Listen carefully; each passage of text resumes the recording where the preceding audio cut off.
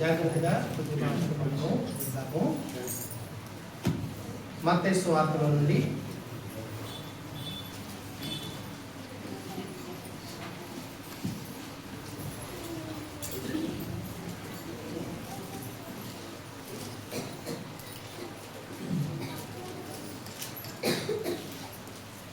రెండవ అధ్యాయం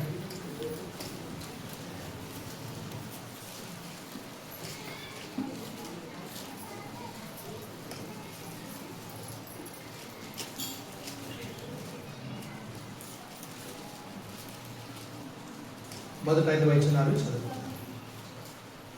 రాజైన హేరోదు దినములు యందు యోదయ దేశపు బెత్లెహేములో యేసు పుట్టిన పిమ్మట ఇదిగో తూర్పు దేశపు జ్ఞానులు యెరూషలేమునకు వచ్చి, యూదుల రాజుగా పుట్టిన వాడెక్కడనున్నాడు? తూర్పు దిక్కున మేము ఆయన నక్షత్రము చూచి ఆయన్ను పూజింపవచ్చితమని చెప్పిరి. హేరోదు రాజు ఈ సంగతి విన్నప్పుడు అతడును అతనితో కూడా యెరూషలేము వారందరూ కలవరపడిరి. కాబట్టి రాజు ప్రధాన యాజకులను ప్రజలలో నుండి శాస్త్రులను అందరినీ సమకూర్చి క్రీస్తు ఎక్కడ పుట్టునని వారిని అడిగాను. అందుకు వారు యోదయ బెత్లెహేములోనే, ఏలయనగా యోదయ దేశపు బెత్లెహేమ, నీవు యోధా ప్రధానులలో ఎంత మాత్రము అల్పమైన దానము కావు. ఇశ్రాయేలును నా ప్రజలను పరిపాలించు అధిపతి నీలో నుండి వచ్చును అని ప్రవక్త ద్వారా వ్రాయబడి ఉన్నదని. లూకా సువార్త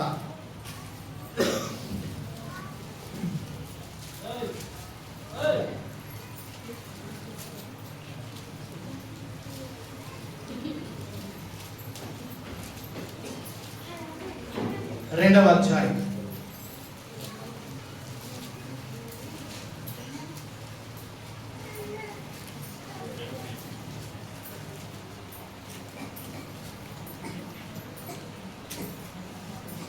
పదవ వచనం నుండి 14 వరకు చదువుదాం. అయితే ఆ దూత, భయపడకుడి, ఇదిగో ప్రజలందరికీ కలగబోవు మహా సంతోషకరమైన సువర్తమానము నేను మీకు తెలియజేయుచున్నాను. దావీదు పట్టణమందు నేడు రక్షకుడు మీ కొరకు పుట్టి ఉన్నాడు. ఈయన ప్రభువు అయిన క్రీస్తు. దానికిదే మీ కానవాలు.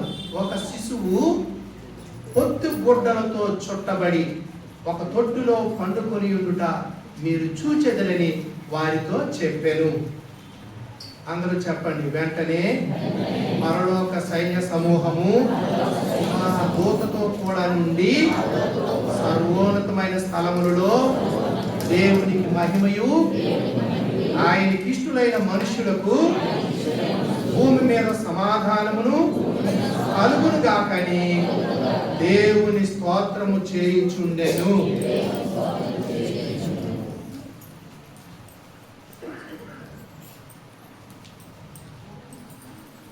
సర్వ ప్రపంచమంతా డిసెంబర్ నెల రాగానే దేవుని మందిరాలు శుభ్రపరచుకొని క్రిస్మస్ యొక్క సందడి ఆరంభించి అనేక క్రిస్మస్ సేవకులు ప్రత్యేకించి, చిల్డ్రన్స్ ప్రత్యేకించి, యూత్ ప్రత్యేకించి ఇలాగూ జరిగించుకుంటూ వస్తూ ఉంటారు. ఈ దినము సంఘాలలో మరి ప్రత్యేకంగా ప్రభువుని ఈ పుట్టుక దినాన్ని జ్ఞాపకం చేసుకుని ప్రభువుని ఆరాధిస్తూ వస్తాం. ప్రియమైన దేవుని పిల్లలారా, ప్రభువైన యేసుక్రీస్తు వారు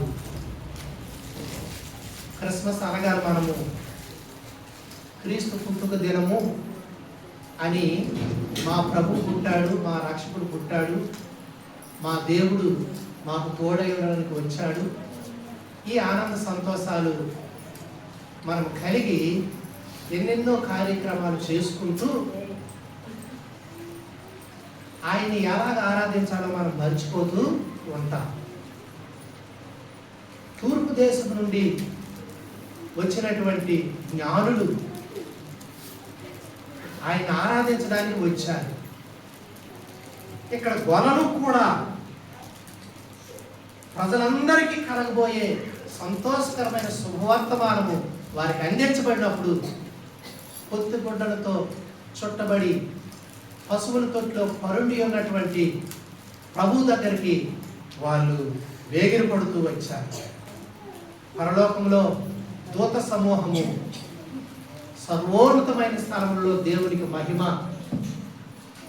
భూమి మీద ఆయనకి ఇష్టమైన వారికి సమాధానం అని చెప్పి దేవుని స్తోత్రించారు.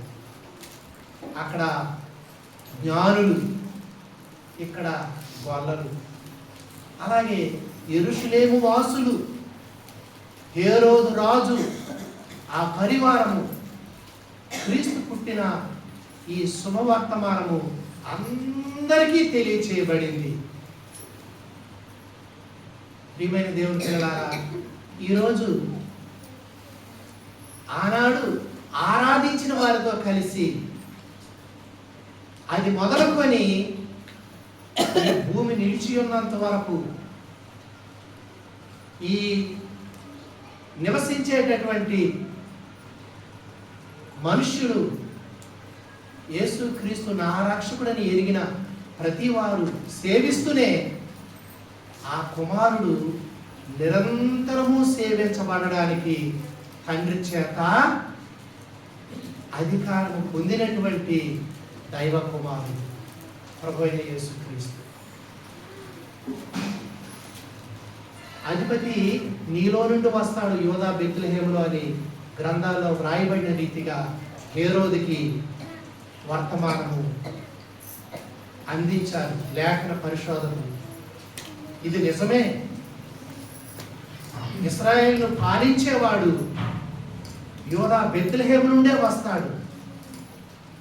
ఆ సంగతి మీకా భక్తుడు రాశాడు. యోధా పాలకులలో నీవే మాత్రము అల్పమైన దానవు కావు అని మీకా గ్రంథం 5:2 రాశాడు. ముందుగానే వ్రాయబడింది. అయితే ప్రియమైనటువంటి దేవుని పిల్లారా, ఈ వార్త విన్నప్పుడు యెరూషలేము వారు మరి హేరోదు రాజు రాజ పరివారము కలవరపడ్డారు.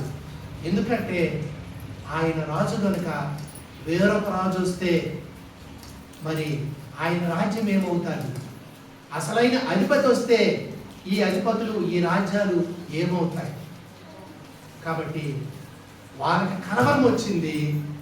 నిజంగా క్రీస్తే మాకు రాజు, మా రక్షకుడు అని చెప్పి ఆరాధించిన వారికి ఆనందము అయింది.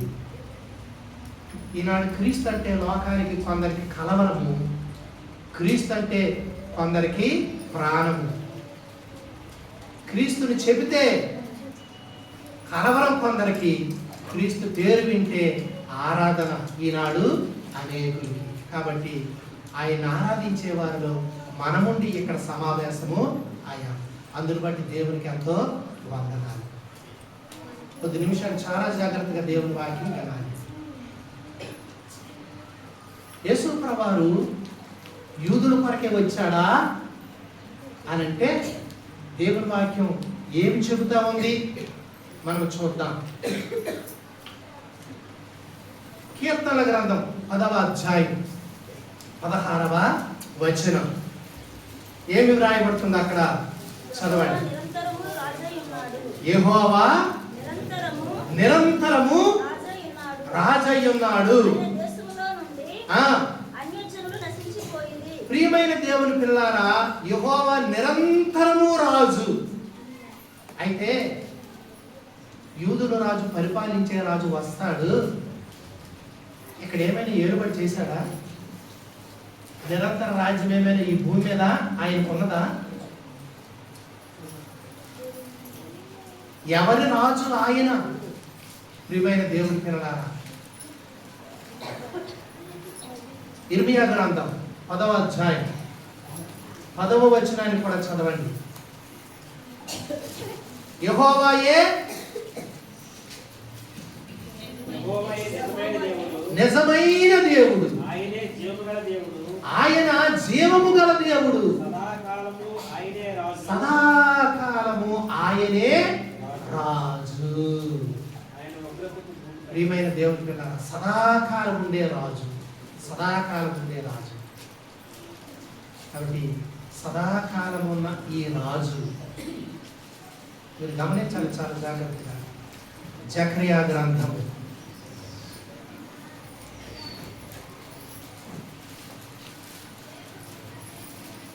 ఇక్కడ 2 మాటలు చెప్పి మనము ఈ రాజు గురించి కొన్ని విషయాలు మరి విందాం.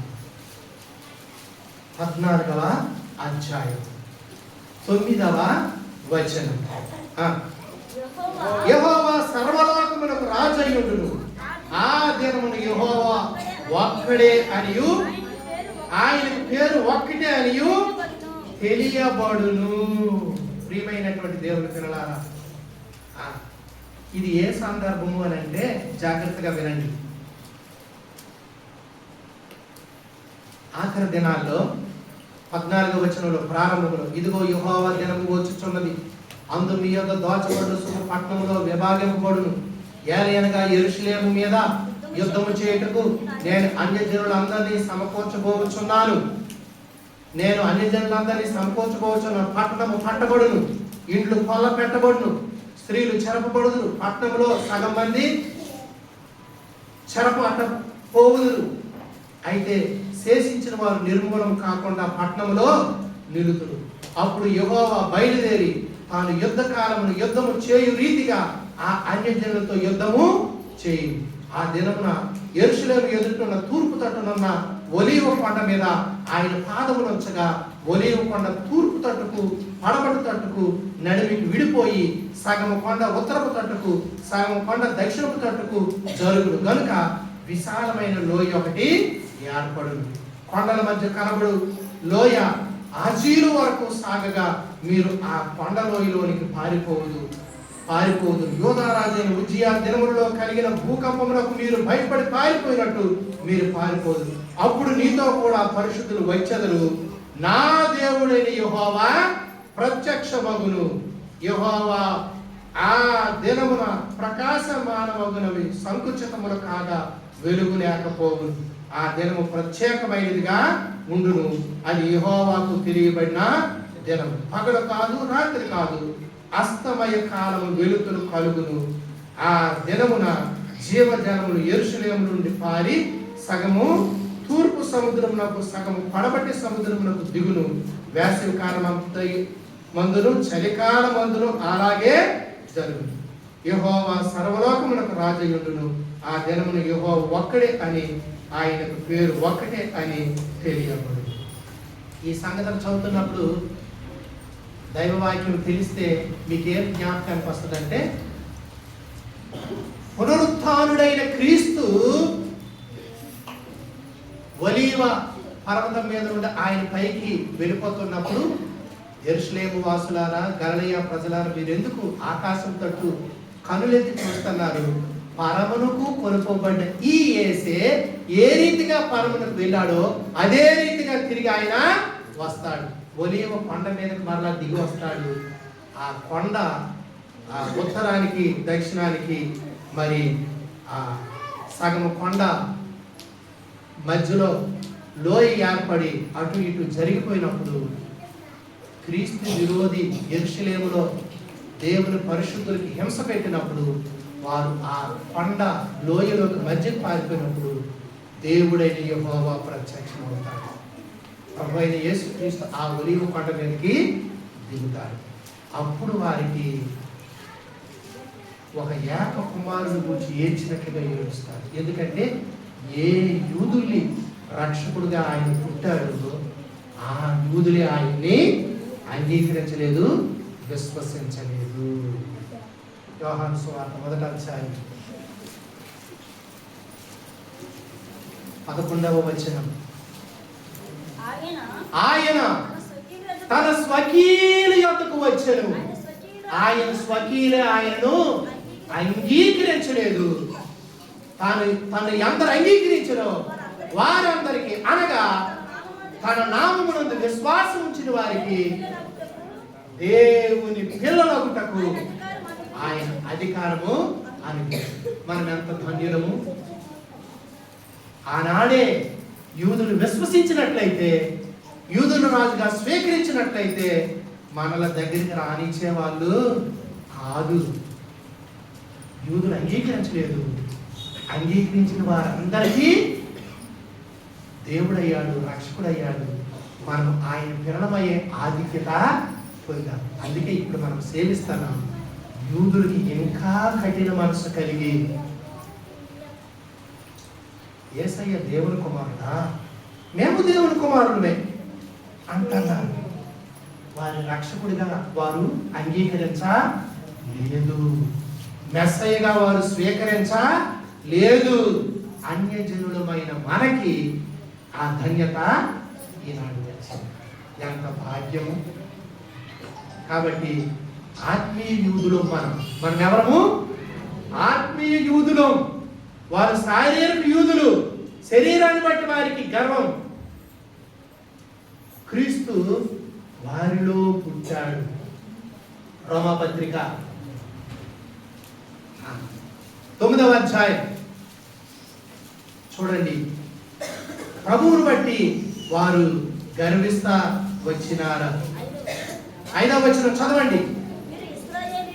వీరు ఇశ్రాయేలీయులు దత్తపుత్రత్వమును, మహిమయు, నిబంధన, ధర్మశాస్త్ర ప్రధానము, అర్చన ఆరాధనలు, వాగ్దానములు వీరివి. పితరులు వీరివారు. శరీరమును బట్టి క్రీస్తు వీరిలో పుట్టెను.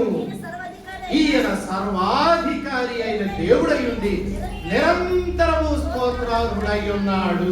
ప్రియమైన దేవుని పిల్లలారా, వాగ్దానాలు వీరివి, ధర్మశాస్త్రం వీరిది, దత్తపుత్రత్వం వీరిది, అర్చనలు ప్రధాన మరి మహిమ, ఆ యొక్క వాగ్దానాలు వీరివే. పితరులు వీరు వారు. శరీరమును బట్టి క్రీస్తు వీరిలో పుట్టాడు. ఈయనెవరు? సర్వాధికారి అయిన దేవుడై ఉండి నిరంతరము స్తోత్రార్హుడై ఉన్నాడు. యేసుక్రీస్తు ఎవరమ్మా? సర్వాధికారి అయిన దేవుడు. ఈ లోకానికి దేవుని కుమారుడుగా వచ్చాడు. కానీ ఆ యూదులే అంగీకరించలేదు. వారికి కఠిన మనస్సు, అన్యజనుడికి కృపా ద్వారము తెరవబడింది. ఎంత గొప్ప భాగ్యం కదా ప్రియమైన దేవుని పిల్లలారా! ఆ క్రీస్తు మన రాజు, మన రక్షకుడు. 145వ కీర్తన 1వ వచనం చదవండి. రాజమైన నా దేవా,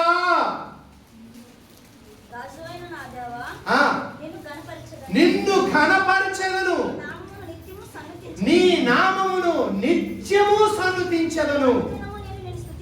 అనుదినము నేను నిన్ను స్తుతించెదను, నిత్యము నీ నామమును స్తుతించెదను. ప్రియమైన దేవుని పిల్లలారా, ఈ రాజును మన జీవితంలో అనుభవించి ఆరాధించి మహిమపరచడానికి ఆనాడు తూర్పు దేశపు జ్ఞానుడు, యూదులు రాజుగా పుట్టిన వాడు ఎక్కడున్నాడు?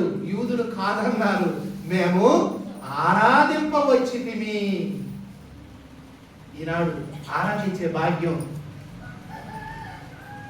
ఆ జ్ఞానుడికే కాదు, మూఢులమైన మనకి కూడా దేవుడు అనుగ్రహించాడు.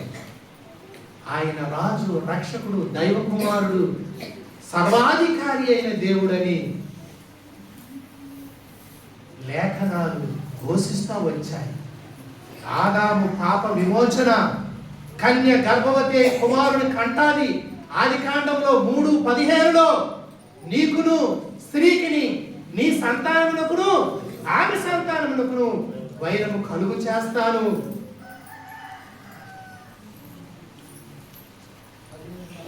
అది నిన్ను తల మీద కొట్టును. అది అంటే ఆయన ఫుట్ నోట్ లో, అది అంటే ఆయన 3:15 చదువుతున్నాం ఆదికాండం. ఆయన నిన్ను తల మీద కొట్టును. సాతాను తల మీద కొట్టేవాడు. ప్రభువైన యేసుక్రీస్తు లోకాన్ని జన్మించాడు. ఆయన దేవుడై ఉండి మనుష్య ఆకారమందు తను తాను తగ్గించుకొని ఈ లోకానికి వచ్చాడు. ఉన్నవాడు శరీరము దాల్చి కన్య గర్భంలో పుట్టాడు. ఎందుకంటే ప్రవచనము నెరవేరాల. ఏం నెరవేరాలమ్మా? ప్రవచనము నిరర్ధకము కాదు. ప్రవచనం ఎప్పుడు నిరర్ధకం కాదు. ప్రవచనం నెరవేరాలి. కన్య గర్భమందు వస్తాడు. వచ్చి సాతాను తలను చెదకొడతాడు. సాతాను అధికారంలో సర్వ మానవాళి కట్టబడ్డారు, పడిపోయారు, చెడిపోయారు. ప్రియమైన దేవుని పిల్లలు, అందుకే అక్కడ దేవుడు నీకును స్త్రీకి నీ సంతానానికి ఆమె సంతానానికి వైరము కలుగు చేస్తానని సాతానును అనగా సర్పాన్ని స్త్రీని అక్కడ పెట్టి మాట్లాడాడు. ఆయన నీ తల మీద కొడతాడు, నీవు ఆయన మడిమను గాయపరుచుదువు.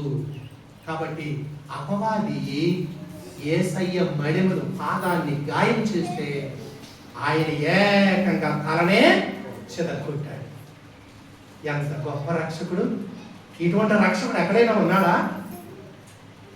అంధకార అధికారములను విడుదల చేసి తన రాజ్య మహిమకు మనలను రాజులుగా చేసినటువంటి రాజాధిరాజు మన యేసురాజు. ఆయన పూజించడానికి వచ్చిన రాజువైన నా దేవా నేను ఘనపరుస్తాను. నీ నామము నిత్యము సన్నుతించెదను. అనుదినము నేను నిన్ను స్తుతిస్తాను. నిత్యము నీ నామాన్ని స్తుతిస్తాను. 10వ వచనాన్ని చదవండి. 145వ కీర్తన. యెహోవా నీ క్రియలన్నీయు నీకు కృతజ్ఞతాస్తుతులు చెల్లించుచున్నవి. నీ భక్తులు నిన్ను సన్నుతించెదరు. ఆయన రాజ్య మహోన్నత ప్రభావమును ఆయన బలమును నరులకు తెలియజేయుటకై నీ భక్తులు నీ రాజ్య ప్రభావమును గురించి చెప్పుకొందురు. నీ శౌర్యమును గురించి పలుకుదురు. నీ రాజ్యము శాశ్వత రాజ్యము. నీ రాజ్య పరిపాలన తరతరములు నిలుచును. ప్రియమైనటువంటి దేవుని పిల్లలారా, చాలు 13వ వచనం వరకు. పెద్ద పాట పుస్తకం సీయోను గీతాలు ఉన్నవారు అందులో ఒక పాట మనము జ్ఞాపకం చేసుకుంటున్నాం.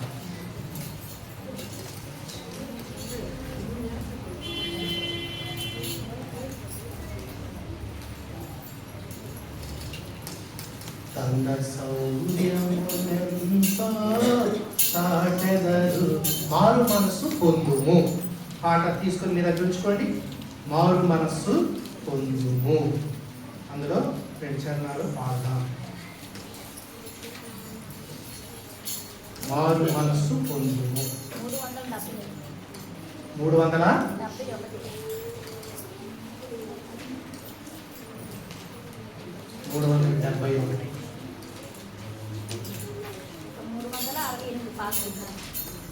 పాత పుస్తకాలు 368 378 368 చూడండి. యెహోవా దేవుని రాజ్యము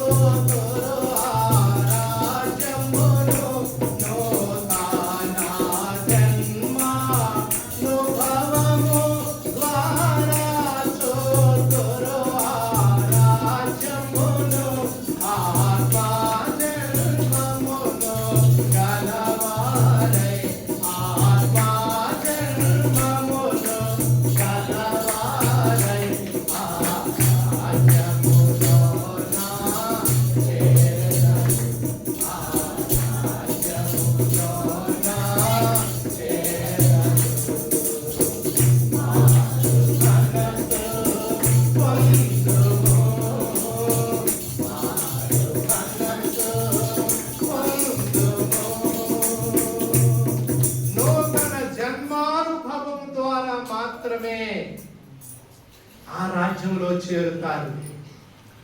ఈ రోజు బాప్తిసం తీసుకున్న వాళ్ళు మీ చేయిని చూపించండి, పైకెత్తి అందరూ చూస్తారు. ప్రియమైన దేవుని పిల్లలారా, మిమ్మల్ని బట్టి మాకెంతో ఆనందం, మాకెంతో సంతోషం. నా చిన్న కుమారుడు కూడా ఈ దినం బాప్తిసం తీసుకున్నాడు. నాకు చాలా ఆనందం. ఈరోజు నేను అనుకోలేదు, నాకు తెలియదు. ప్రియమైన దేవుని పిల్లలారా, ఆ రాజ్యంలో చేరాలంటే ఇదే అర్హత. ఒకడు కొత్తగా జన్మిస్తేనే కానీ దేవుని రాజ్యంలో చేరలేడు. వాక్యం ద్వారా, ఆత్మ ద్వారా, ఆ నీటి మూలంగా, ఆత్మ మూలంగా జన్మిస్తే కానీ దేవుని రాజ్యంలో చేరలేడు. దేవుని రాజ్యం చూడాలన్నా, చేరాలన్నా నూతన రక్షణ అనుభవము, ఆత్మానుభవం చేతే వారికే దొరుకుతుంది. కాబట్టి దీనులమైన మనకి, అందుకే సర్వోన్నతమైన స్థలములలో దేవునికి మహిమ. భూమి మీద ఆయనకి ఇష్టలు ఎవరు మారు మనసు పొందారో వారే ఆయనకి ఇష్టలు. దేవుడు నివసించే రెండు స్థలాలు. మహాగణుడు, మహోన్నతుడు, పరిశుద్ధుడు, నిత్య నివాసి, ఉన్నత స్థలములలో నివసించేవాడు ఎవడు? విరిగి నలిగిన మనస్సు కలిగి ఉన్నాడు, దేన మనస్సు కలిగి ఉన్నాడు, వారిలో ఆయన నివసించువాడు. కాబట్టి నేను పాపిని అని ఎవరైతే విరిగి నలిగిన హృదయం కలిగి ఉన్నారో అక్కడ దేవుడు నివసిస్తాడు. ఒకప్పుడు మన హృదయం మార్కు సువార్తలో చెప్పినట్లుగా ఆ పాపాలన్నిటితో నింపబడి అటువంటి దుష్ట హృదయం తన రక్తంలో ప్రభు మనల్ని కడిగి ఒప్పుకున్నప్పుడు మన పాపాన్ని క్షమించి ఇప్పుడు మన హృదయంలో విశ్వాసం ద్వారా క్రీస్తు నివసిస్తున్నాడు. పెంట లాంటి ఒకప్పుడు పశువులు పాక కంటే హీనమైన దరిద్రమైన జీవితాల్లో ఉదయించే క్రీస్తు ప్రకాశమానమైన వెలుగు మన హృదయంలో నివసిస్తున్నాడు. ఆయన మన రాజు. కాబట్టి ఆయన రాజ్యము శాశ్వతమైనది. ఆ శాశ్వత రాజ్యంలో ఆయనతో పాటు ఏడడానికి రాజులుగా యాజకులుగా మనము చేయబడ్డాం. ఎంత గొప్ప రాజులు మనం కలిగి ఉన్నాం. దానియేలు గ్రంథం దేవుని వాక్యాన్ని అక్కడ మనం చూస్తాము.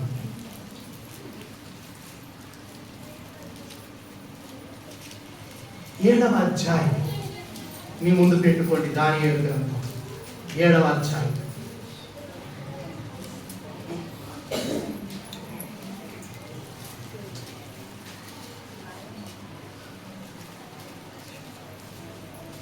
ఏడవ అధ్యాయంలో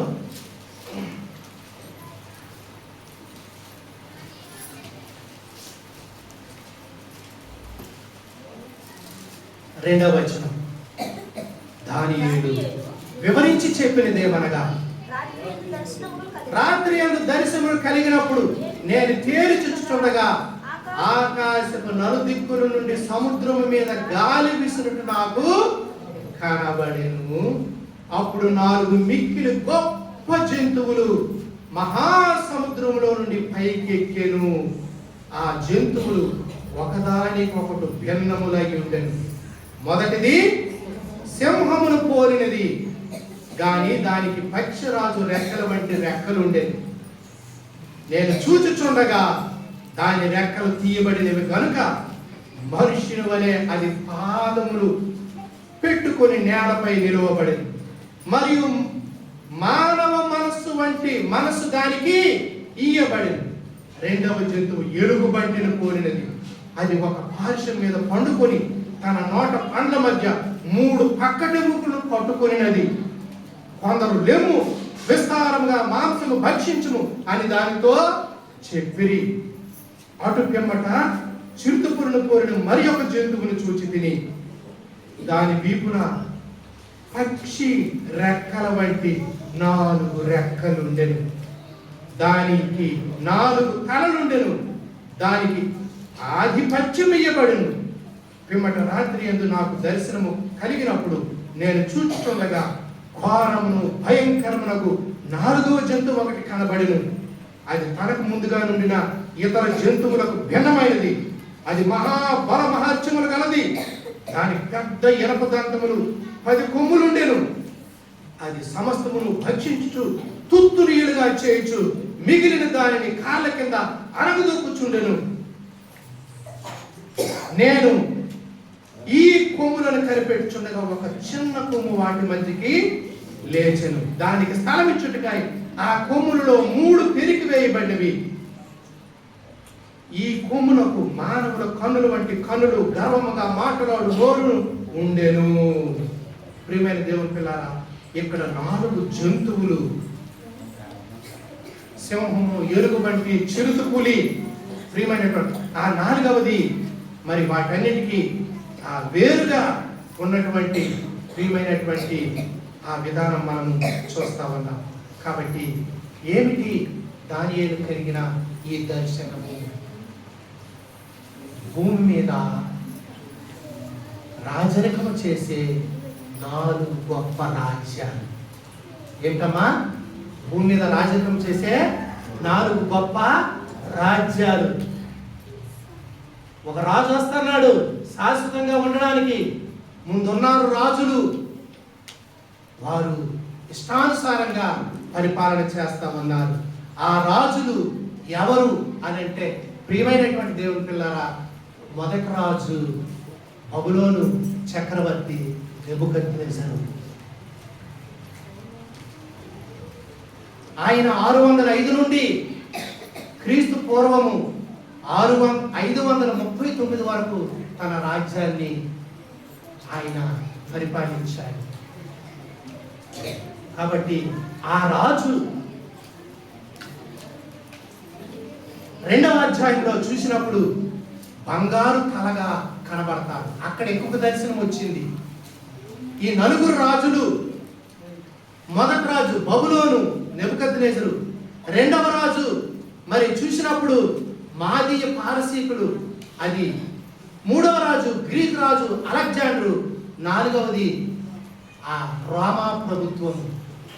ఈ నలుగురు రాజులు ఏలుబడి చేశారు. రెండవ అధ్యాయంలో రండి, దానియేలు గ్రంథం తర్వాత 7వ అధ్యాయంలో కొన్ని విషయాలు మనము చదువుతాం. 2వ అధ్యాయము అక్కడ మనం చూసినప్పుడు రాజు ఒక కళ కంటాడు. ఆ కళలో ఒక బంగారు ప్రతిమను చూస్తాడు. ఆ బంగారు ప్రతిమ, ప్రియమైనటువంటి దేవుని పిల్లారా, మరి ఆ 2వ అధ్యాయంలో మనము చూస్తాము. 4వ అధ్యాయం ఉందా?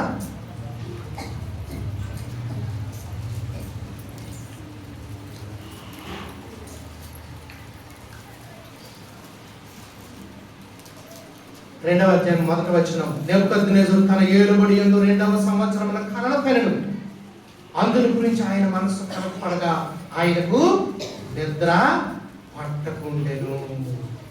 ప్రియమైన దేవుని పిల్లల, కలకన్నాడు, ఆయనకు నిద్ర పట్టలేదు. అయితే ప్రియమైనటువంటి దేవుని పిల్లల, ఆ కళ భావము మరి తెలుసుకోవాలి. అయితే ఆ కళను తెలియచెప్పమని గారడీ విద్య గలవారు, ఆ కల్దీల్లో పేరు మోసినటువంటి మాంత్రికులు, విద్య కలిగిన వారు, శకునగాండ్రు, వాళ్ళందరూ వస్తే అయితే అంటున్నాడు, ప్రియమైనటువంటి దేవుని పిల్లారా, ఆ కళ నేను మరిచిపోయాను. దాని భావము మరి 4వ వచనం చదవండి.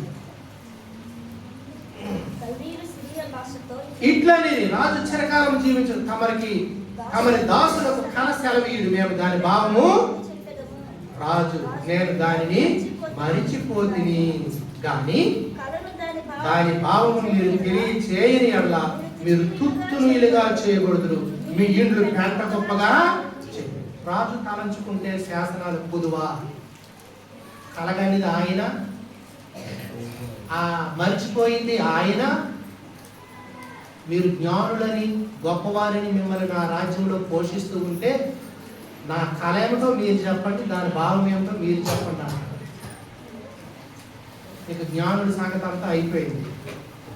ఇప్పుడు ఈ సంగతి ఎవరికి తెలిసింది? దానియేలు తన స్నేహితులకు తెలియచేయబడినప్పుడు రాజు దగ్గరికి వెళ్ళి సమయాన్ని అడిగినప్పుడు వారికి ఇయ్యబడింది. వారు పరలోకమందున్న దేవుణ్ణి ప్రార్థన చేసినప్పుడు దేవుడు వారికి బయలుపరిచాడు. ప్రియమైన దేవుని పిల్లలారా, 18వ వచనం చదవండి.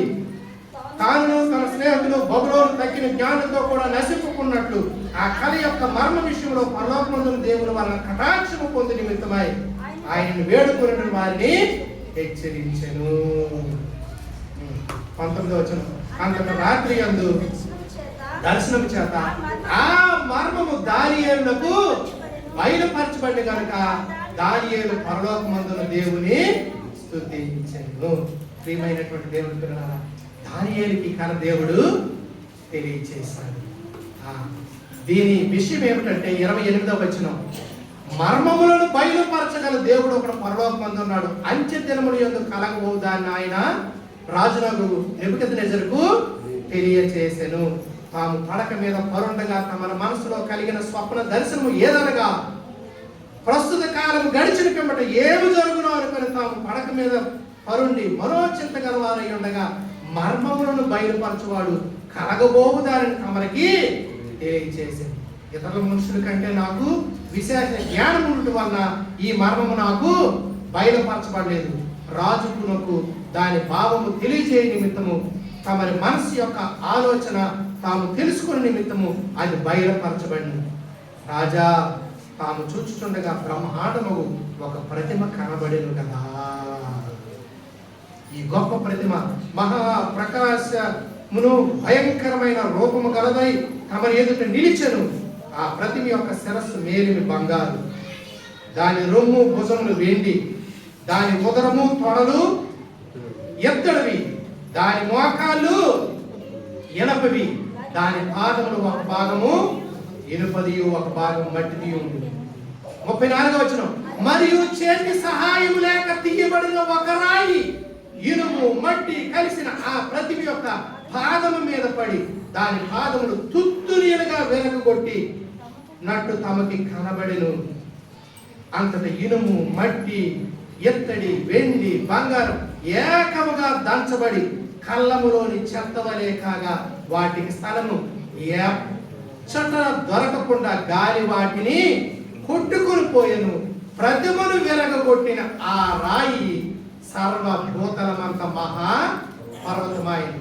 తాము కనిన కళ ఇదే, దాని భావము రాజు సముఖమున నేను తెలియజెప్పాను. ప్రియమైన దేవుని పిల్లలు, అర్థమైందా? వేలిమి బంగారు బబులోను రాజుకు గుర్తు, తర్వాత వెండి మాదీయ పారసీకులకి గుర్తు, తర్వాత వచ్చేటటువంటి ఆ ఇనుము ప్రియమైనటువంటి దేవుని పిల్లలారా ఎత్తడి, అది ఎంతో బలమైనటువంటిది, అది గ్రీకుల రాజు గుర్తు, గ్రీకు సామ్రాజ్యము. తర్వాత వచ్చే ఇనుము రోమా ప్రభుత్వానికి సాదృశ్యం. చేతి సహాయం లేకుండా తీయబడిన ఒక రాయి వచ్చి ఈ 4 రాజ్యాల్ని పడగొడతాది. అవన్నీ దంచబడతాయి, వాటికి నిలువు నీడ కూడా ఉండదు. చేతి సహాయం లేకుండా తీయబడిన ఆ రాయి సర్వభూతలమంత మహాపర్వతము అయిపోతుంది. అంటే మానవుని వల్ల పుట్టినవాడు కాదు చేతి సహాయం లేకుండా. అంటే అందుకే ప్రభు అయిన యేసుక్రీస్తు కన్యక గర్భవతి కుమారుడు అంటారు, ఆయనకి ఇమ్మానుయేలు అని పేరు. అంటే దేవుడు మనకు తోడుగా ఉండడానికి వస్తాడు. ఆయన దేవుని కుమారుడు అనబడును. కన్య మరియమ్మకి పరలోకం నుండి దూత వచ్చి చెప్పిన వర్తమానం ఏమిటి అని అంటే, సర్వోన్నత శక్తి నిన్ను కమ్ముకుంటాడు, పుట్టబోయే శిశువు పరిశుద్ధుడై దేవుని కుమారుడు అనబడతాడు. ఆ రాజాది రాజు ఈ 4 రాజ్యాలు ఏం చేస్తాడు? నలగొడతాడు. చేతి సహాయం లేకుండా తీయబడిన రాయి అనగా మనలాగా తల్లి తండ్రి వలన పుట్టినటువంటి వాడు కాదు, దైవ కుమారుడు కన్య గర్భంలో పుడతాడు. ఈ విషయము చాలా గొప్పది. ఇది వివరించాలంటే ఇప్పుడు సమయం చాలా. ఇంకొక మెసేజ్ మీరు కూకుంటానంటే అప్పుడు చెప్పడానికి అవుతుంది, అంతేగాని ఇప్పుడు చెప్పడానికి అవ్వదు. చెప్పాలంటే మరలా ఇంత సమయం ఎక్కువ తీసుకుంటారు చెప్పాలంటే. ఎందుకంటే మానవుడు సైన్సు, శ్వాసలు, మ్యాథ్స్ ఇవి దేవుని దగ్గర. కన్య గర్భవతి అవడం ఏంటి? మరి అలాగైతే వృద్ధురాలు గర్భవతి కుమారుడు కనడం ఏంటి? అవునా కదా? ఎవరు ఎవరు శారా. ఈ సందర్భంలో చెప్తే ఎలిజబెత్. ఎవరు? ఎలిజబెత్. వృద్ధాప్యం. ఎప్పుడో ప్రార్థన చేశారు మాకు సంతానం కావాలని, కానీ ఇప్పుడు మీకు ఏమైనా సంతానం, మీ సంతానము రక్షకులకు ముందుగా మార్గం సరళం చేయడానికి వస్తారు. ఎవరైనా బాప్తిస్మం ఇచ్చి యోహాను, ఎంత గొప్ప ధన్యత. కాబట్టి వృద్ధురాలు గర్భవతి కుమారుడు కొనుట శాస్త్రానికి సవాలు. కన్యక గర్భవతి కుమారుడు కనుట శాస్త్రానికి సవాలు. శాస్త్రానికి సవాలు, దేవునికి సమస్తము సాధ్యమే. అందుకే మనల్ని ఏమన్నారంటే విశ్వాసులు అన్నారు. ఏమన్నారు? అంతేగాని సైన్సు, శ్వాసలు అంటే కుదరదు. ఇటు విశ్వాసము. అందుకే యేసుప్రభువు ఏమన్నారు? చూచు నమ్ము వారి కంటే ఇదే విశ్వాసం. విశ్వాసం చేత గ్రహించుకొనిచున్నారు. హెబ్రీయులకు రాసిన ఆ పత్రికలో 1వ అధ్యాయంలో పూర్వం నుండి చదవండి. మొదటి వచనం. పూర్వకాలమందు మాట్లాడిన దేవుడు అంతమందు ప్రియమైనటువంటి దేవుని పిల్లలు. అయితే చూడండి, ఈ యొక్క లోకమంతా కూడా ప్రియమైనటువంటి దేవుని పిల్లలారా ఆయన కలుగు చేసినటువంటి దేవుడు. ఆయన కలిగి ఉన్నది ఏది ఆయన లేకుండా కలగలేదు. కాబట్టి ప్రపంచములు, 3వ వచనం, ప్రపంచములను ఆయన ద్వారా ప్రపంచములను నిర్మించెను. సమస్తము ఆయన మూలంగా కలిగినాయి.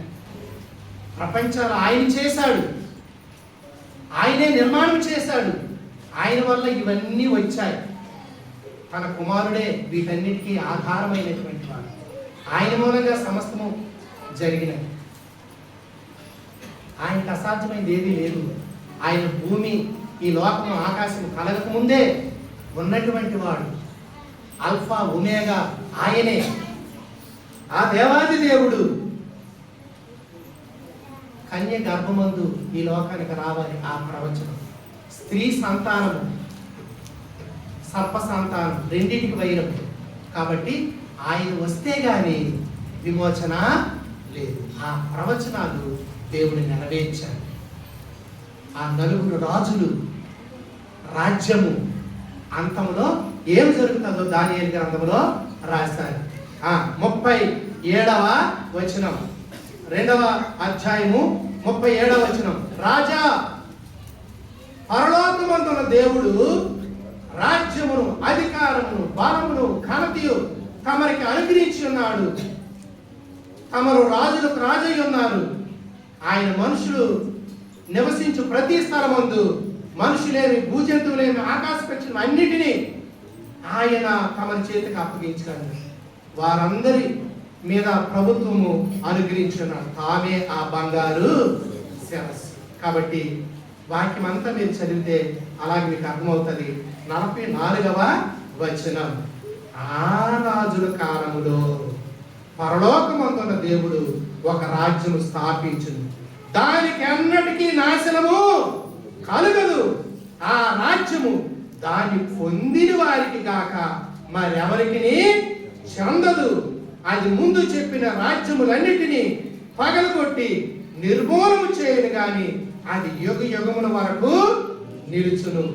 చేతి సహాయం లేక పర్వతం నుండి తీయబడిన ఆ రాయి ఇనుమును, ఇత్తడిని, మట్టిని, వెండిని, బంగారును పగలగొట్టగా తమను చూచితే, ఇందువలన మహాదేవుడు ముందు జరగబోవు సంగతి రాజులకు తెలియచేస్తున్నాడు. కల నిశ్చయము, దాని భావము నమ్మదగిందని దానియేలు రాజుతో చెప్పాడు. అంతట రాజుకు నెబుకద్నెజరు దానియేలుకు సాష్టాంగ నమస్కారం చేసి అతన్ని పూజించి నైవేద్య దూపమును అతనికి సమర్పించ ఆజ్ఞాపించెను. మరియు రాజు, ఈ మర్మమును బయలుపరచుటకు నీవు సమర్థుడువే.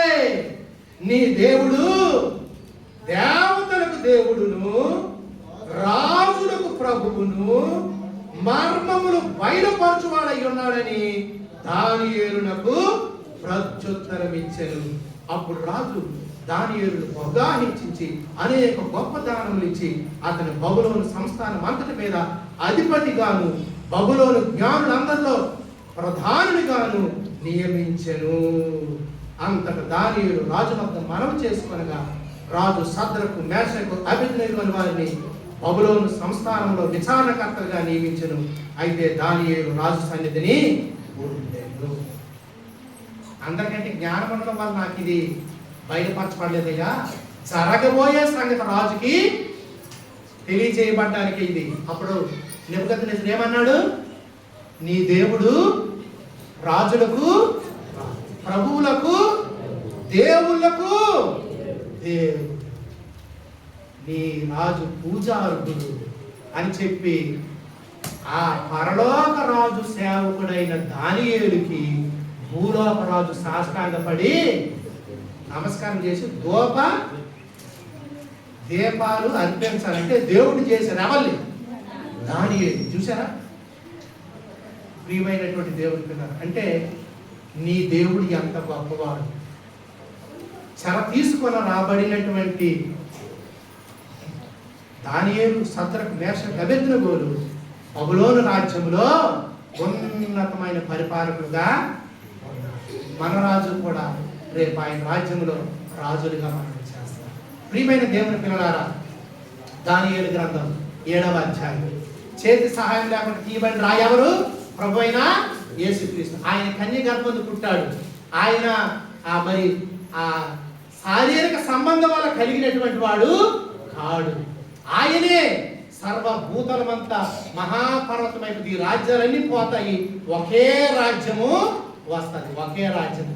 ఆ రాజే ఆ రాజ్యానికి అందరికీ రాజు. ఆయన ప్రజలమైన మనమే అప్పుడు అధికారులము. ఆయనతో పాటు పరిపాలన చేస్తాము. కాబట్టి సిద్ధపడండి. ఇప్పుడున్న ఎమ్మెల్యేలు, ఎంపీలు మరి ఎవరు ఉండరు. ఇప్పుడున్న మినిస్టర్లు ఎవరు ఉండరు. మీరే ముఖ్యులు, పాలకులు, పరిపాలకులు. ఇది దేవుడి వాక్యం చెప్తున్నటువంటి సత్యం. ఎంత కృతజ్ఞత కలిగి ఉండాలి మనం. రండి 7వ అధ్యాయం దానియేలు గ్రంథం. ప్రియమైన దేవుని పిల్లలారా, అక్కడ దైవవాక్యాన్ని మనము చూస్తాము.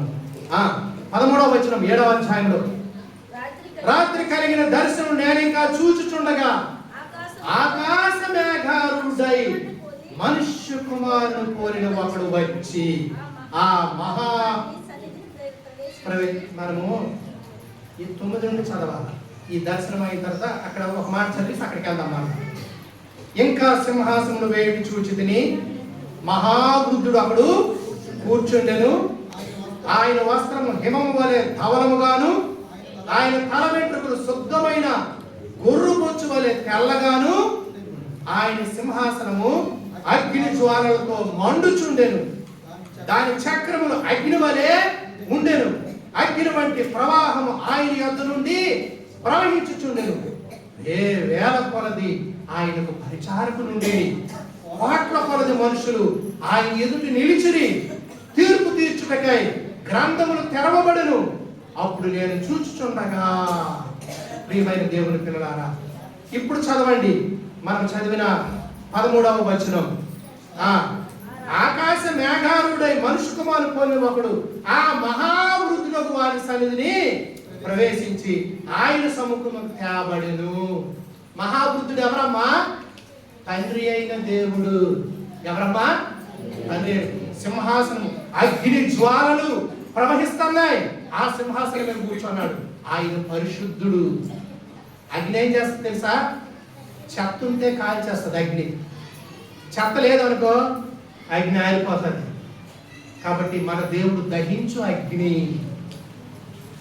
పరిశుద్ధ దేవుడు ఆయన. కాబట్టి ఆ మహావృద్ధులకు వారి దగ్గర కోట్ల కొలది దేవదూతలు సేవిస్తున్నారు. కోట్ల కొలది మనుషులు ఏం చేస్తున్నారు? తీర్పు పొందడానికి ఆయన దగ్గర నిలబడ్డారు. సర్వలోకము దేవుని సన్నిధిలో నిలబడాలా. సర్వలోకానికి తీర్పు ఉంది. భూమి మీద నువ్వు చేసిన క్రియలకు తీర్పు ఉన్నది. అయితే క్రీస్తుని ఎందుకు పంపించాడు? నీవు చేసిన దానికి నీకు తీర్పు ఇచ్చేస్తే నీవేమవుతావు? కాబట్టి లోకానికి తీర్పు తీర్చడానికి కాదు, లోకాన్ని రక్షించడానికి తన కుమారుడిని పంపించాడు. 12వ అధ్యాయం ఎక్కడ? యోహాను సువార్త. ఒక మాట చదివేసి మళ్ళీ ఇక్కడికి వస్తాం. యోహాను సువార్త 47వ వచనం, 12:47 చదవండి. ఎవడైనను నా మాటలు వినియు వాటిని గైకొన కుండిని ఎడల నేను అతనికి తీర్పు తీర్చను. నేను లోకమునకు తీర్పు తీర్చుటకు రాలేదు కానీ లోకమునకు రక్షించుటకే వచ్చి తిని. చూసారా? ప్రేమ గల దేవుని స్వరం విన్నారా? ఆయన వచ్చి దుష్టులమైన దుర్మార్గులమైన మనల్ని శపిస్తే ఏ రోజు రాలిపోయిందో ఇంతవరకు కాపాడి ఓర్చుకొని భరించి కనికరం చూపించి తీర్పు తీర్చడానికి నేను రాలేదు, లోకాన్ని రక్షించడానికి వచ్చాను. ఎలా రక్షిస్తాను? నీ కొరకు నా ప్రాణం ఇచ్చి నేను నిన్ను కొంటాను, నా బిడ్డగా చేసుకుంటాను. ఎంత కనికరం గల దేవుడు. రండి ఇప్పుడు దానియేలు గ్రంథం 7వ అధ్యాయం 14వ వచనం. ఆయన యొద్దకు తేబడిన ఆ మనుష్య కుమారుని పోలిన వాడు ఎవరు చెప్పండి? మన ప్రభువైన యేసు. అంటే బైబిల్లో సువార్తలోకి వచ్చేసరికి మనుష్య కుమారుడు అని యేసుప్రభువు వారికి పేరు ఇవ్వబడింది. ఆ మనుష్య కుమారుడు వస్తాడని ముందుగానే పూర్వ గ్రంథంలో రాయబడింది. శాస్త్రులారా ఎందుకు మిస్ అయ్యారు? పరిసయ్యులారా మీరెందుకు మిస్ అయ్యారు? తాను దేవుని కుమారుని చెప్పుకుంటే దేవదోషణ చేశాడని చెప్పి మనుష్య కుమారుడు అంటే ఎవరు? మనుష్య కుమారుడు పైకెత్తబడి తండ్రి సింహాసనం ముందు కుడిపార్శ్వను కూర్చుంటే మీరు చూస్తారంటే బట్ట చింపుకున్నారు. ఇక సాక్షులతో ఇంకేంటి పని? మనుషుడయ్యుడి దేవుని కుమారుడు చెప్పుకోండి. మరి దానియేలు గ్రంథం ఏం చెప్తుంది? మనుష్య కుమారుడు వస్తాడని చెప్పింది కదా. చదవండి 14వ వచనం 7వ అధ్యాయం. సకల జనులు, రాష్ట్రములు, ఆయా భాషలు మాట్లాడువారు ఆయనను సేవించినట్లు. ఎవరిని సేవించాలా? మనుష్య కుమారుని సేవించాలా? ఎవరు ఆజ్ఞాపిస్తున్నారు? మహాబుద్ధుడకు తండ్రి చెప్తా ఉన్నాడు. మనుష్య కుమారుని సేవించినట్లు ప్రభుత్వమును, మహిమయు, ఆధిపత్యమును ఆయనకి ఇయ్యబడిను. ఆయన ప్రభుత్వము శాశ్వతమైనది, అది ఎన్నటికీ తొలగిపోదు. ఆయన రాజ్యము ఎన్నడూ. ఎంత గొప్ప దేవుడమ్మా! ఆ రాజుల కాలంలోనే ఒక రాజ్యం స్థాపించాడు. మార్కు సువార్త 1వ అధ్యాయం 14-15 వచనాలు చదవండి. యోహాను చెరపట్టబడిన తర్వాత యేసు కాలం సంపూర్ణమై ఉన్నది, దేవుని రాజ్యము సమీపించెను, మారు మనసు పొంది సువార్త నమ్ముడని చెప్పుచు దేవుని సువార్త ప్రకటించుచు అప్పుడు స్టార్ట్ అయిపోయింది దేవుని రాజ్యం. ప్రియమైన దేవుని పిల్లలు, కాబట్టి ఈ నీవు రాజువా అని పిలాతు అడిగితే ఏమన్నాడు? నేను రాజునే, సత్యమునకు సాక్ష్యం ఇచ్చుటకు నేను వచ్చి తిని, అందునిమిత్తం పుట్టి తిని, అందునిమిత్తమే నేను ఈ లోకములకు వచ్చి తిని. సత్యానికి సాక్ష్యం ఇవ్వడానికి వచ్చాడు ఆ రాజు. కాబట్టి ఆ రాజు చెప్పే మాట ఏమిటంటే, ప్రియమైన దేవుని పిల్లలారా,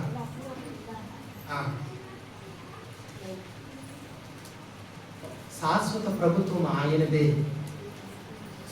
యేసుప్రభువు మరణించి తిరిగి లేచినప్పుడు శిష్యులందరూ భయంతో మేడగదిలో ఉన్నప్పుడు, పరిశుద్ధాత్మ వారి మీదకి వచ్చినప్పుడు వారు శక్తి పొంది 120 మంది మొట్టమొదట అపోస్తల కార్యములు ఆ యొక్క 1వ అధ్యాయంలో వారు మేడగదిలో ఉంటారు. 2వ అధ్యాయంలో వారి మీదకి పరిశుద్ధాత్మ దిగి వస్తారు. అక్కడ ఏర్పడిన సంఘమే మొట్టమొదటి దేవుని రాజ్యము. ఆ రాజ్యం ఆరంభించబడింది. దినదినము సువార్త ప్రకటన ద్వారా మారు మనసు పొంది ఆ రాజ్యంలోనికి చేరుతున్నారు. ఆ రాజ్యంలో ఉన్న ప్రజలు మీరే. ఆయన స్థాపించిన రాజ్యము ఎన్నటికీ లైవ్ కాదు.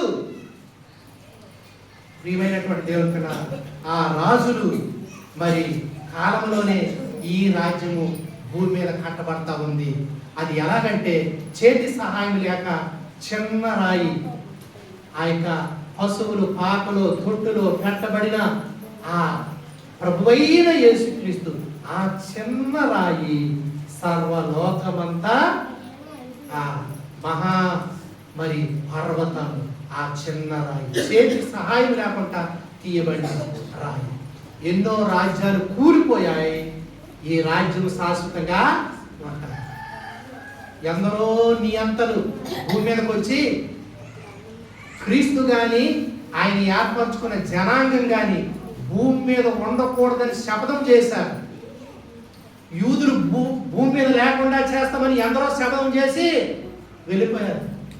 యోధా ఆ రాజ్యం అనగా ఇప్పుడున్న మరి యెరూషలేము, ప్రియమైనటువంటి దేవుని పిల్లలారా, అది చాలా చిన్న దేశం. మన ఆంధ్రప్రదేశ్లో ఒక పట్టణం అంతా దేశము. అయితే దాని చుట్టూ శత్రువులు కానీ ఆ ప్రజలు నిలిచి ఉన్నారు. నిరంతరము యుద్ధాలు కానీ నిలిచి ఉన్నారు. దేవుడి వాక్యం అంత సత్యము చూడండి ప్రియమైన దేవుడు. అందుకే ఇశ్రాయేలు దేశానికి ఏం జరుగుతుందో మనం తెలుసుకుంటే ప్రభు రాకడ ఎంత సమీపంగా ఉందో మనము తెలుసుకుంటాం. ఆ రాజు యొక్క ప్రజలే అధికారము చేస్తారు. ఆ ప్రజలు నీవే.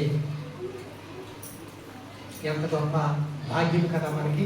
దానియేలు గ్రంథం ఇక్కడ 7వ అధ్యాయంలో మనము చూసినప్పుడు ప్రియమైనటువంటి దేవుని పిల్లరా, ఆ యొక్క రాజు, ఆ యొక్క మనిషి కుమారుడు, ఆయనకి శాశ్వత ప్రభుత్వం ఇవ్వబడింది. అది అన్నటికీ తొలగిపోదు. 14వ వచనంలో మనము చదివినాము. అయితే ఆయన రాజ్యం ఎప్పుడు లయము కాదు. అంతేకాదు, ఆయా సకల జనులు, రాష్ట్రాలు, ఆయా భాషలు మాట్లాడేవారు ఆయన్ని సేవించాల. అది కీర్తనల్లో 2వ కీర్తనలో మనం చూసినప్పుడు కుమారుని ముద్దు పెట్టుకోండి, లేకపోతే తండ్రి కోపిస్తాడు. ఆయన మీరు ముద్దు పెట్టుకోండి అంటే ఆరాధన చెయ్యండి. ఆయన కోపం త్వరగా రగులుకొనును. కుమారుని ముద్దు పెట్టుకోండి, లేని యెడల ఆయన కోపించును. 12వ వచనంలో ఆ మాట ప్రియమైన కుమారుని ముద్దు పెట్టుకోండి, లేకపోతే తండ్రి కోపిస్తాడు. కుమారుని మీరు సేవించకపోతే త్రోవ తప్పి నశించిపోతారు. ఆయన ఆశ్రయించేవారు ధన్యులు అవుతారు. ప్రియమైన దేవుడు, ఈ రాజు ఏం చేశాడంటే ఆ రాజ్యాలు పోల్చడమే కాదు, వాటికంటే ఇంకొక రాజ్యం ఉంది. అదే రాజ్యం చెప్పండి. ఇంకొక రాజ్యం ఉంది. కొలస్సి 1:13 పౌలు చెప్తానన్నాడు ఆ రాజ్యము కొరకు. చదవండి. ఆయన మనలను అంధకార సంబంధమైన అధికారంలో నుండి, ఇది అంధకార సంబంధ రాజ్యం, సాతాను రాజ్యము. ఆ రాజ్యంలో చీకటి అలుముకొని, పాపము నిండుకొని, చూపులో పాపం, మాటలో పాపం, తలంపులో పాపం, హృదయంలో పాపం. కాబట్టి పాపముతో నింపి పరిశుద్ధునికి విరోధంగా చేసి పరిశుద్ధునికి శోకము కలుగు చేసింది. ఈ లోకంలో ఆ అంధకార రాజ్యంలో మనమందరము వాడి చేతిలో పట్టబడ్డాం. ఐగుప్తులో మన పితరులు బానిసలుగా ఉండి ఫరో చేతిలో 430 సంవత్సరాలు అక్కడ వారు ఉండిపోయినట్లుగా చాలా దీర్ఘకాలము మనం దుష్టుని చేతిలో ఉండిపోయాం. దుష్టుడు తల చితకు కొట్టి వాడి చేతిలోని దేవుడు మనల్ని విడిపించాడు. తన స్వరక్తం ఇచ్చి మనల్ని కొన్నాడు. ఆ రాజు అంధకార అధికారం నుండి మనం విడుదల చేసి తాను ప్రేమించిన తన కుమారుని యొక్క రాజ్య నివాసులుగా, ఎంత గొప్ప భాగ్యం. ఆ రాజ్య నివాసులుగా మనం చేసి ఆయన ప్రజలుగా మనం చేశాడు. కాబట్టి కన్యక గర్భవతి కుమారుని కొని ఆయనకి ఇమ్మానుయేలు పేరు. మరి ఆ పేరు ఎందుకు పెట్టలేదు? దూత చెప్పిన ఆ పేరు ఎందుకు పెట్టలేదు అని అంటే, ఇమ్మానుయేలు అనేటటువంటి పేరు దేవుడు మనకు తోడని. ఆ శిశువు ఎవరమ్మా? దేవుడు. ఆయన మీకు తోడైందానికి వచ్చాడు. కన్నీరులో, వేదనలో, ఈ లోక రాజ్యాలు పరిపాలన ఒకవైపు, అంధకార రాజ్యము ఒకవైపు, తన ప్రజల్ని శాశ్వత రాజ్యానికి వెళ్లకుండా నాశనానికి నడిపిస్తూ ఉంటే వారిని దేవుడు ఆ అంధకార సంబంధమైన అధికారాన్ని కొట్టివేసి తన కుమారుని మరణం ద్వారా సాతాను రాజ్యం కూల్చి దేవుడు రాజ్యం కట్టాడు. మనం ఒక రాసిన పాట, తన రాజ్యములకు మహిమకు పిలుచుచున్న, ఎన్నో పాట చూడండి. ఆ పాట మరి అందులో ఒక చరణం మనము పాడతాం. తన రాజ్యమునకును మహిమకు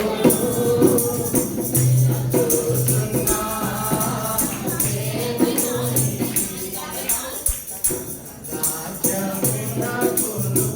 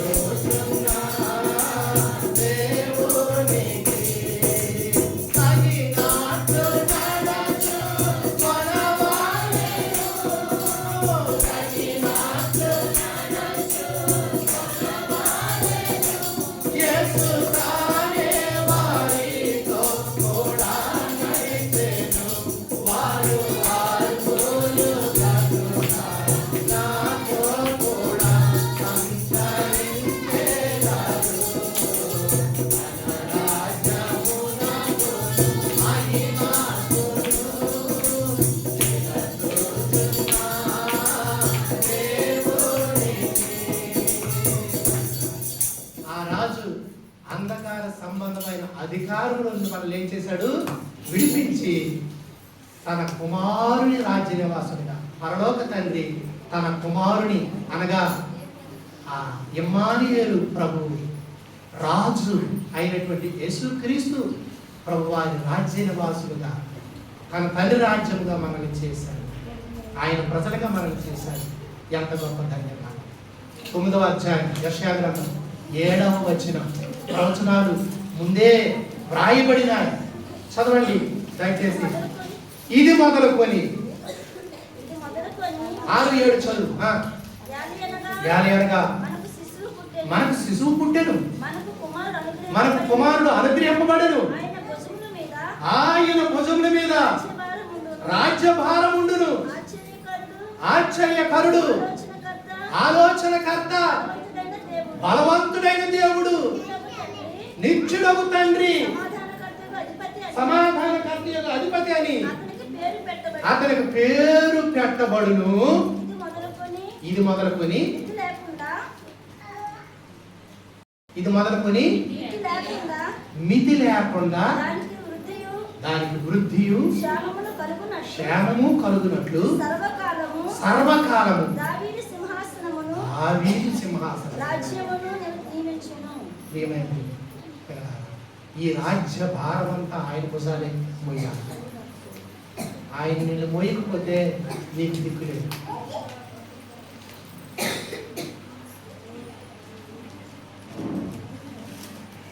కాబట్టి ప్రియమైనటువంటి దేవుని పిల్లలా,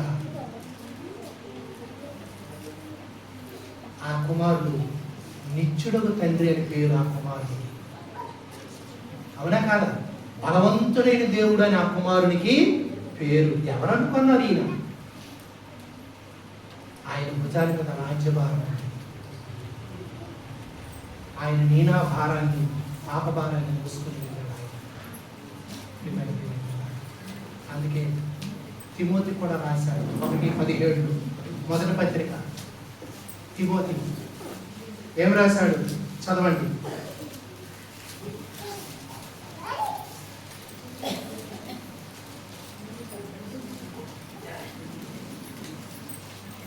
సర్వయుగములలో రాజయ్యుండి. తిమోతి 1:17 అమ్మా. సర్వయుగములలో రాజయ్యుండి అక్షయుడును. ఎవరమ్మా? ఎవరట? అక్షయుడు. చెప్పండి ఏమిటి? క్షయం కానివాడమ్మా, ఆయన నశించిన వాడమ్మా. కానీ శరీరం దాల్చి నీ కొరకు నా కొరకు ప్రాణం ఇవ్వడానికి వచ్చాడు. అక్షయుడైన దేవుడు. అక్షయుడు అదృశ్యుడు శరీరం దాల్చి వచ్చాడమ్మా. అదృశ్యుడు శరీరం దాల్చి వచ్చాడు. తగ్గించుకున్నాడమ్మా. దాసుని రూపము ధరించాడమ్మా. తృణీకరించబడ్డాడమ్మా. అవమానపరచబడ్డాడమ్మా. నీ కొరకు నా కొరకు విసర్జించబడ్డాడు. మనుషులు చూడని వాడు, నలని వాడు అయిపోయాడు. స్వరూపమైన సొగసైన లేని వారిగా చేయబడ్డాడమ్మా. నీ నా పాపము భరించి శాపగ్రస్తుడయ్యాడు.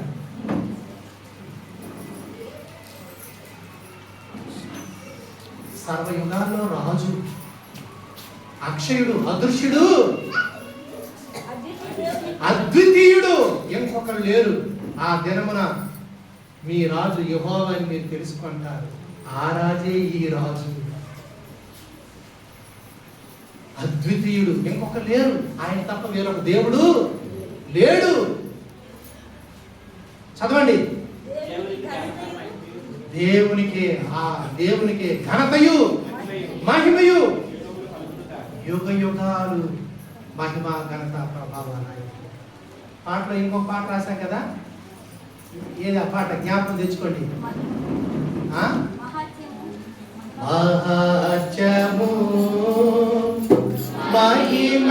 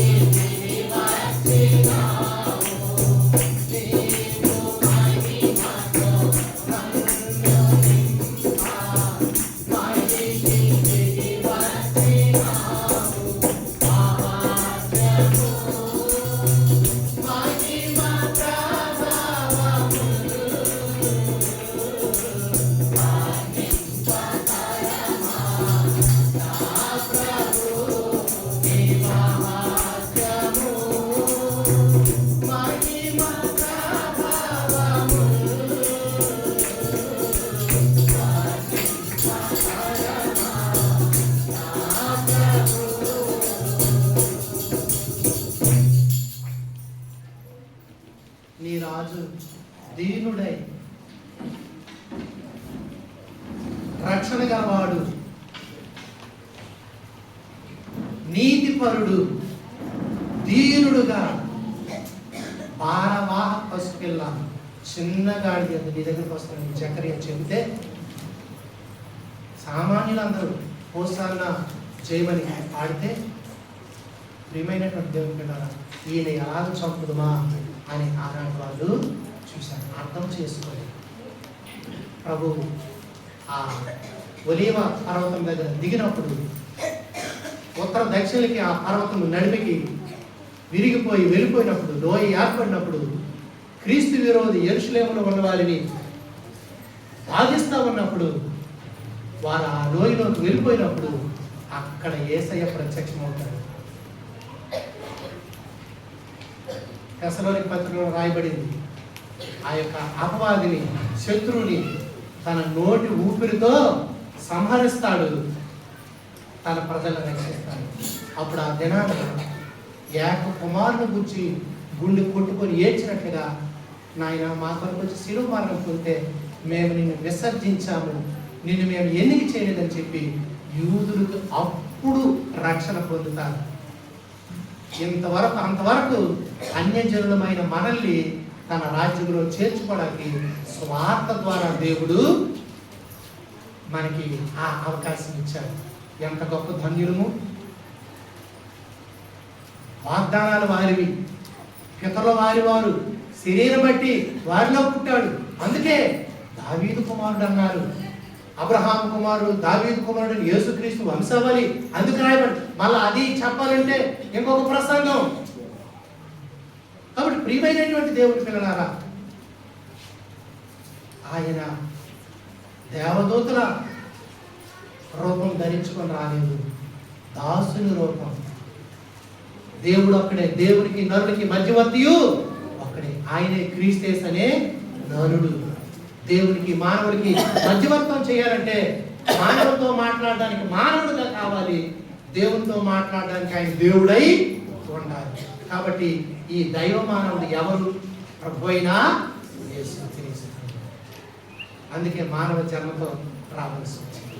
ఆయన వచ్చి ఏం చేశాడు అనంటే, పాపులను రక్షించుటకు క్రీస్తు యేసు లోకానికి వచ్చాడు. పాపమును తీసివేయడానికి ఆయన వచ్చాడు. నశించిన దానిని వెలికి రక్షించడానికి ఆయన వచ్చాడు. ప్రియమైన దేవుని పిల్లారా, మనలను అంధకార సంబంధమైన అధికారమును విడుదల చేయడానికి వచ్చాడు. చీకటిలో వెలుగులోకి మనల్ని తీసుకొని రావడానికి, అక్షయమైన జీవం మన సొంతం చేయడానికి, పాపము, మరణము, శిక్షను కొట్టివేయడానికి, అది నీలో నాలో తొలగించి మనల్ని పవిత్రులుగా చేయడానికి. ఆయన రాకపోతే నీకు రక్షకుడే లేడు, రాజే లేడు, విమోచనే లేదు, విమోచకుడే లేడు. ఆనాడు గొర్రెలు వచ్చారు, ఆయన ఆరాధించారు, ఎన్నో మాటలు ప్రచురం చేసుకుంటూ వెళ్ళారు. నక్షత్రం వచ్చింది, జ్ఞానులకు ప్రావు చూపించింది, వారు బంగారు సాంబ్రాణి బాలములు తీసుకొని వచ్చి ఆయనకు అర్పించి ఆరాధించారు. ఈ రాజుకి ఏమి ఇవ్వగలం మనం? నీ హృదయంలో చోటు అడుగుతున్నాడు. సత్రంలో ఆనాడు చోటు లేదు, నీ జీవితంలో చోటు అడుగుతున్నాడు. నీ కుటుంబంలో నీతో పాటు ఉండాలనుకుంటున్నాడు. నీవు చేర్చుకుంటే ఈ రాజు నీకు రాజుగా ఉంటాడు. ఈ రాజు సదాకాలం మనకు రాజు అయి ఉంటాడు. నీ జీవిత చివరి వరకు నిన్ను నడిపిస్తాడు, నీకు తోడై ఉంటాడు. మరణంలో నీకు తోడై ఉంటాడు, మరణంలో నుండి జీవానికి నిన్ను తీసుకొని వెళ్తాడు. అక్షయుడు, మృతతుల్యమైన మనల్ని దేవుడు అక్షయులుగా మారుస్తాడు. ఎంత గొప్ప! ఈ రాజుకి ఏం తీసుకొని వచ్చావు? ఆ చివరి నుండి ఒక్కొక్కరు చెప్పండి, నేను ఇది తీసుకొని వచ్చాను. నాయన పారిపోతాడు ఇలా లేదు. ఏం కోత అన్నాడు ఆయన? ఏం కోత అన్నాడు ఆయన? నీ విమోచకుడు రక్షకుడిని స్వీకరించిన తర్వాత ఆ రాజు నిన్ను పిలిచి ఆ రాజ్యంలో చోటిచ్చాడు కనుక ఆ రుణం ఎప్పుడూ తీర్చుకోలేము కనుక శాపము పాపమంతా తొలగించిన ఆ రాజు సాగిలపడి అంధకార సంబంధమైన అధికారులను విడుదల చేసి నీ కుమారు రాజనివాసులుగా చేసిన తల్లికి ప్రభువైన యేసుక్రీస్తు వారి ద్వారా కృతజ్ఞతాస్తులు మనము చెల్లిస్తాం, ఆరాధిస్తాం. క్రిస్మస్ అంటే క్రీస్తును పూజించుట, అది ప్రధానమైనది మనకు. కాబట్టి కొద్ది సమయం మీకు ఇవ్వబడుతుంది ఆరాధించడానికి. ఈ దినం బాప్తిస్మం తీసుకున్న వారికి మొదటి అవకాశం ఆరాధన చేయడానికి. వాళ్ళు అయిన తర్వాత మిగిలిన వారికి అవకాశం. ఇది అయిన తర్వాత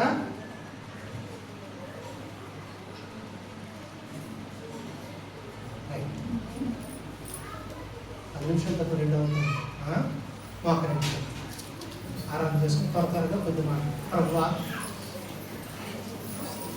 అంధకార సంబంధ అధికారంలో నశించిపోతున్నటువంటి నా జీవితం, మా తండ్రి, నా పాపం శాపం ప్రభా, నిత్య చీకటి నిత్య మరణానికి కొనిపోతున్నటువంటి నా బ్రతుకును వారి తన ప్రజలను వారి పాపం నుండి ఆయనే రక్షించును.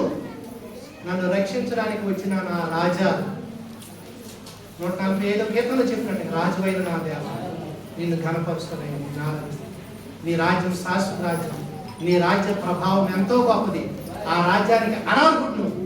నన్ను నీవు జ్ఞాపకం చేసుకుని నాయన మరి ఆ రాజ్య నివాసిగా చేశాను, విమోచించాను, రక్షించాను అని పూర్ణ హృదయంతో దేవుని కృతజ్ఞతలు చెల్లించుకున్నాను.